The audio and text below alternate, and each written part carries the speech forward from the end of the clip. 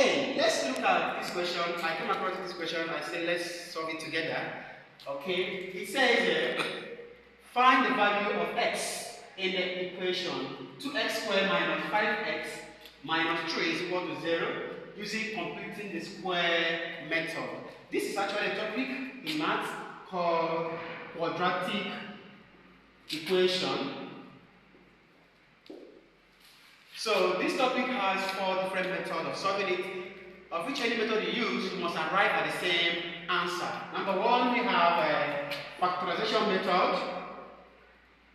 We have formula method, we call it formula method or almighty formula. We have completing the square method, which is the one we are doing today. Completing the square method. And the last one is graphical method. So these are the 4 methods we use when solving this problem. So let's continue. Let's find x using completing the square method. Okay, we bring the question down. 2x squared minus 5x minus 3 is equal to 0. Now, the first thing we do here is we move this minus 3 is called constant. We move this minus 3 to the right hand side. Remember it's minus, by the time it crosses to the other side it becomes plus. So we are having 2x squared minus 5x is equal to plus 3. So next thing we do, now the coefficient of x squared, we are going to divide through by the coefficient of what? X squared. And the coefficient of x squared is 2. You can see this is x squared, 2 is the closest, that's the coefficient. So we divide both sides by 2, by 2, by 2. Of course, 2 will take care of itself. We are left with what? X squared minus 5x all over 2 is equal to 3 all over 2. Okay, good. Now, the next thing we do here is we find half the coefficient of x. We are not in x, not x squared. We find half the coefficient of what? X. And coefficient of x is minus 5 over 2. Let's use it as our rough paper. Minus 5 all over 2. So let's find half of this. This simply means what? Times half.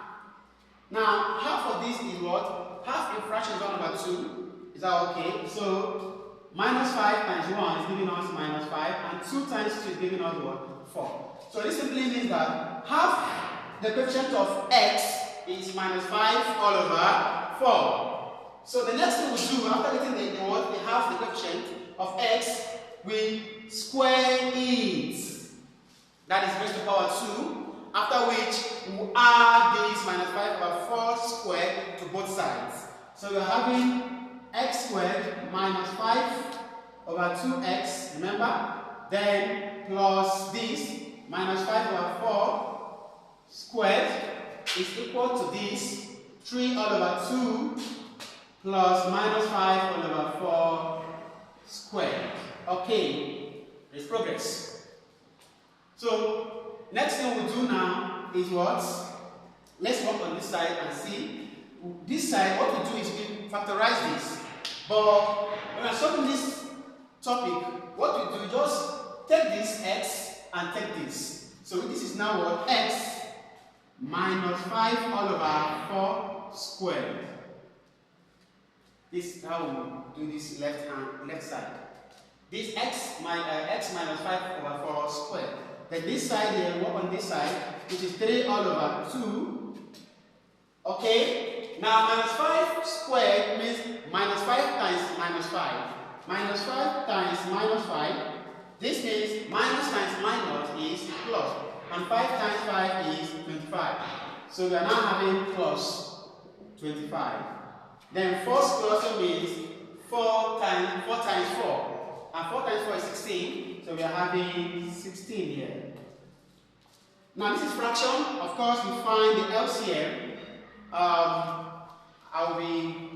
We'll be having a video on how to find LCM and many other things, these small topics, okay? For those of us that are not able to find the LCM, so please, the LCM of 2 and 16 here is 16. Thank you. So 16 here is the LCM.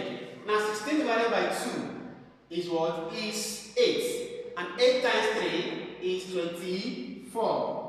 16 divided by 2, 8. 8 times 3, 24. Good. Now 16 divided by itself is 1. 1 times 25 is 25. Okay, so there's progress. Of course, here, let's put this one down now. Bring this one down. X minus 5 over 4 squared is equal to 24 plus this is giving us 49 all over what? 16. Is that okay? Okay, all over 16. Now, what we do here now is we are going to introduce what? Plus or minus sign. We introduce plus or minus sign. Okay. And of course, when doing that, we try to eliminate these two. How do we eliminate these two? We find what? Square root of both sides. Square roots of both sides. Square root of both sides. And we can introduce our plus or minus sign here. Okay, so this square roots to take care of what is square. Okay, so we are now having x minus 5 all over 4. Now, square root of 49 is 7. That means 7 times 7, 49. And square root of 49. So we are having equal to plus or minus sign 7. And square root of 16 is what? Is 4. Are you following? Good. Okay, so let's continue. The next thing we do here is that we bring this together, which is we're now having x. This one now moving here becomes 5 all over 4 plus or minus sign 7. Now they have the same denominator. This one, of course, we take one of the numbers there. So this, we are now having x is equal to, let's try to separate this plus or minus sign, is equal to 5 plus 7 all over 4, or x is equal to 5 minus 7 all over 4. We are able to separate this plus or minus sign. Okay, now 5 plus 7 is giving us what? 12. Let's continue from this side. It's giving us 12. So we are having x is equal to 12 all over 4, or 5 minus 7, this will give us negative 2. 5 minus 7 is what? Negative 2. That means minus 2 all over 4. And of course, 12 divided by 4 is 3. Also, or minus 2 divided by 4 is giving us minus 1 all over 2. Because 2 can divide 7 divided by 4, which is 2 places. So it's giving us what? Minus 1 all over 2. So therefore, x is equal to 3 or minus 1 over 2. Thank you for watching. God bless you. Stay tuned for my next.